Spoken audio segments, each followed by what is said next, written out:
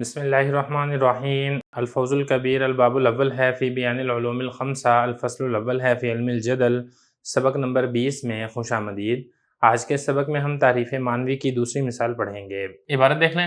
وَمِن جُمْلَةِ ذَلِكَ أَنَّهُ تَعَالَى قَدْ بَيَّنَ فِي كُلِّ مِلَّةٍ أَحْكَامًا تُنَاسِبُ مَصَالِحَ ذَلِكَ الْعَصْرِ وَرُعِيَتْ فِي التَّشْرِيعِ عَادَاتُ الْقَوْمِ الصَّالِحَةُ وَأَكَّدَ الْأَمْرَ بِالْأَخْذِ بِهَا وَإِدَامَةِ الْعَمَلِ عَلَيْهَا وَالِاعْتِقَادِ بِهَا وَحَصْرِ الْحَقِّيَّةِ فِيهَا والمراد ان الحق منحصر فيها في ذلك العصر وان المداومة عليها اضافية لا حقيقية اي ما لم يأتي نبي آخر وما لم يكشف الستار عن وجه رسالته ولكن اليهود حملوا ذلك على استحالة نسخ اليهودية وكان معنى وصية التمسك بها هو الوصاية بالإيمان بالله والتمسك بالأعمال ولم تكن خصوصية تلك الملة معتبرة لذاتها ولكن اليهود اعتبروا الخصوصیت فظنوا ان یعقوب علیہ السلام وصى بنیہ بالتمسک بالیہودیۃ ابدا۔ ترجمہ دیکھ لیں۔ اور من جملہ اس کی مثالوں میں سے یہ ہے کہ اللہ تعالیٰ نے ہر مذہب میں ایسے احکام بیان کیے ہیں جو کہ اس زمانے کی مصلحتوں کے مناسب ہیں، اور رعایت رکھی گئی ہے شرعی احکام میں قوم کی نیک عادات کی، اور تاکیدی حکم دیا ہے اس ملت کو لینے کا اور اس ملت کے احکام پر ہمیشہ عمل کرنے کا اور اس ملت پر اعتقاد رکھنے کا اور حق کے اس ملت اور مذہب میں منحصر ہونے کا۔ اور مراد اس سے یہ ہے کہ حق منحصر ہے اس مذہب میں اسی زمانے کے اندر، اور اس پر جو ہمیشگی اختیار کی جائے گی یہ اضافی ہے نہ کہ حقیقی، یعنی جب تک کوئی دوسرا نبی نہ آ جائے اور پردے کو کھول نہ دیا جائے اس کی رسالت کے چہرے سے، تب تک اس مذہب اور ملت پر عمل کیا جائے گا۔ لیکن یہود نے اس کو محمول کیا نسخ یہودیت کے محال ہونے پر، اور تمسک یعنی مضبوطی سے پکڑنے کی جو وصیت کی گئی تھی، اس کا مطلب یہ تھا کہ یہ وصیت تھی اللہ تعالیٰ پر ایمان لانے کی اور اعمال صالحہ کو مضبوطی سے پکڑنے کی، اور اس ملت کی ذات کے اعتبار سے یہ خصوصیت معتبر نہیں ہے، لیکن یہود نے اعتبار کیا ہے خصوصیت کا مذہب یہودیت کے بارے میں، اور انہوں نے یہ گمان کیا کہ یعقوب علیہ السلام نے اپنے بیٹوں کو وصیت کی ہے کہ یہودیت کو ہمیشہ پکڑے رکھیں یا یہودیت پر ہمیشہ قائم رہے۔ عبارت ہو چکی ہے، ترجمہ ہو چکا ہے، اب چلتے ہیں اس کی تشریح کی طرف۔ گزشتہ سبق کے اندر ہم نے تعریف معنوی کی پہلی مثال پڑھی تھی، آج کے سبق کے اندر ہم تعریف معنوی کی دوسری مثال پڑھیں گے۔ دیکھیں، اللہ تعالیٰ نے ہر ملت و مذہب میں امت کو اسی زمانے کی مصلحتوں کے موافق احکام دیے ہیں، اور ان احکام کے اندر امت کی اچھی عادتوں اور نیک خصلتوں کا لحاظ رکھتے ہوئے قانون کو ترتیب دیا گیا ہے، شرعی قانون بنایا گیا ہے، اور اس شرعی قانون کے اوپر اور اس ملت کے اوپر ہر ملت کو اسی ملت و مذہب کے اختیار کرنے کا اللہ رب العزت نے تاکیدی حکم دیا ہے، اور اس پر ہمیشہ عمل کرنے کا تاکیدی حکم دیا ہے اور اس کی سخت تاکید فرمائی ہے،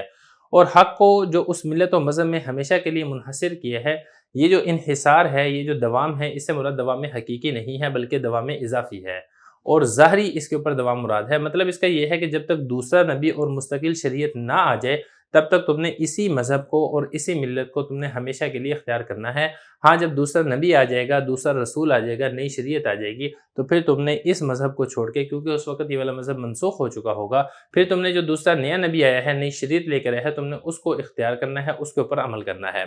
لیکن یہود نے دو نمبری اور فراڈ یہ کیا کہ یہ جو دوام اضافی تھا، اس دوام کو دوام حقیقی کے اوپر محمول کیا، اور انہوں نے یہ کہا کہ اس سے یہ والی بات ثابت ہوتی ہے کہ ملت یہودیت، یا دوسرے لفظوں میں آپ یہ کہیں کہ یہودیت کا جو مذہب ہے یہ ناقابل تنسیخ ہے، ہمیشہ کے لیے قیامت تک کے لیے جو حق مذہب ہے وہ یہی یہودیت کا مذہب ہے۔ تو یہ انہوں نے فراڈ اور دو نمبری کی تھی، تعریف معنوی کی تھی کہ جو دوام اضافی تھا اس دوام کو دوام حقیقی کے اوپر محمول کر لیا تھا۔ اس کے ساتھ ساتھ یہود نے یہ والا دعویٰ بھی کیا کہ حضرت یعقوب علیہ السلام نے مرتے وقت اپنے بیٹوں کو یہودیت کے اوپر ہمیشہ قائم اور دائم رہنے کی وصیت کی تھی، جو کہ ملت یہودیت کے ناقابل تنسیخ ہونے کی واضح ترین دلیل ہے۔ لیکن ان کا جو حضرت یعقوب علیہ السلام کے بارے میں یہ والا دعویٰ کرنا اور اس کو دلیل بنانا یہ درست نہیں ہے، کیونکہ جو حضرت یعقوب علیہ السلام نے ان کو یہودیت کے اوپر ہمیشہ قائم اور دائم رہنے کی وصیت کی تھی، اس سے مراد یہ تھا کہ تم ایمان اور اعمال صالحہ پر مرتے دم تک گامزن رہنا، مرتے دم تک قائم اور دائم رہنا۔ یہ جو وصیت تھی یہ یہودیت کے تعلق کے ساتھ نہیں تھی، بلکہ یہ جو وصیت تھی یہ عام تھی،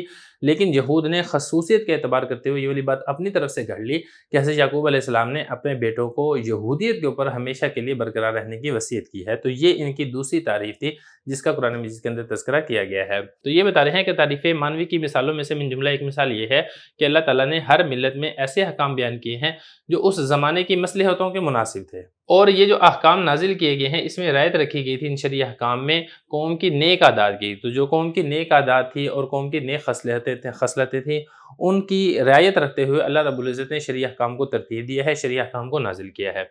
پھر اللہ تعالیٰ نے یہ جو شرعی احکام اور جو ملت و مذہب ہے اس کو لینے کا، اس کے اوپر عمل کرنے کا تاکیدی حکم نازل کیا، اور یہ والا اللہ رب العزت نے حکم نازل کیا کہ تم دوام عمل کرو گے ان شرعی احکام پر جو کہ اس مذہب و ملت کی ہیں جس مذہب و ملت میں وہ والی مذہب اور ملت موجود تھی، اور اسی کے بارے میں تم نے اعتقاد بھی رکھنا ہے۔ تمہارا اعتقاد اور تمہارا عقیدہ بھی یہی ہونا چاہیے کہ یہی مذہب و ملت اللہ رب العزت کے ہاں حق اور سچ مذہب ہے، اور حق اسی مذہب و ملت کے اندر منحصر ہے۔ لیکن یہ جو تم نے دوام کرنا ہے اور تم نے ان کے بارے میں حق ہونے کا عقیدہ رکھنا ہے، حصریت کا عقیدہ رکھنا ہے، مراد اس سے کیا ہے؟ مراد اس سے یہ ہے کہ اس زمانے کے اندر جو حق ہوگا یہ اسی مذہب و ملت کے اندر منحصر ہے، اور یہ جو تم نے اس مذہب و ملت کے اندر مداومت، یعنی جو مداومت کا اللہ رب العزت نے، دوام عمل کا اللہ رب العزت نے جو حکم دیا ہے، یہ حکم حقیقی نہیں ہے بلکہ حکم یہ اضافی ہے۔ حقیقی اور اضافی کا کیا مطلب ہے؟ حقیقی کا مطلب تو یہ ہے کہ حق اسی کے اوپر منحصر ہے، قیامت تک اس کے اندر کسی قسم کی کوئی تبدیلی نہیں آئے گی، جیسا کہ مثال کے طور پر نبی کریم صلی اللہ علیہ وسلم کی مذہب اور شریعت ہے،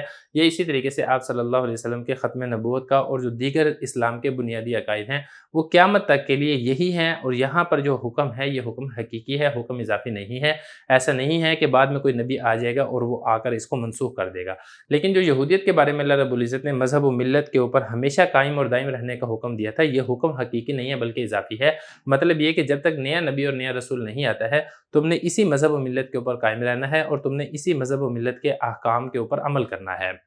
تو یہ فرما رہے ہیں کہ جو مداومت، دوام کا جو حکم دیا گیا تھا یہودیوں کو، یہ جو حکم تھا یہ حکم اضافی تھا، حقیقی نہیں تھا۔ مطلب کیا؟ مطلب یہ کہ جب تک نیا نبی نہیں آتا ہے اور جب تک پردہ کھول نہیں دیا جاتا ہے نئے نبی کی رسالت کے چہرے سے، تب تک تم نے اس مذہب و ملت کے اوپر عمل کرنا ہے۔ لیکن یہود نے مانوی تعریف کی، اور یہود نے کیا کیا؟ یہود نے اس حکم کو محمول کر لیا یہودیت کے نسخ ہونے کے محال کے اوپر، یعنی جب یہودیت کے اوپر اللہ رب العزت نے ہمیشہ کے لیے عمل کرنے کا حکم دیا ہے تو اس کا مطلب یہ ہے کہ یہودیت جو مذہب ہے یہ قیامت تک کے لیے ناقابل تنسیخ ہے۔ تو یہ یہودیوں کی دوسری تحریف تھی جو کہ تحریف مانوی کی مثال ہے۔ حالانکہ جو تمسک یعنی عمل کرنے کا جو وصیت کی گئی تھی اس کا مطلب یہ تھا کہ وصیت تھی اللہ تعالیٰ کے اوپر ایمان لانا، اس کو مضبوطی سے پکڑے رکھو، اور اعمال صالحہ اس کو مضبوطی سے پکڑے رکھو۔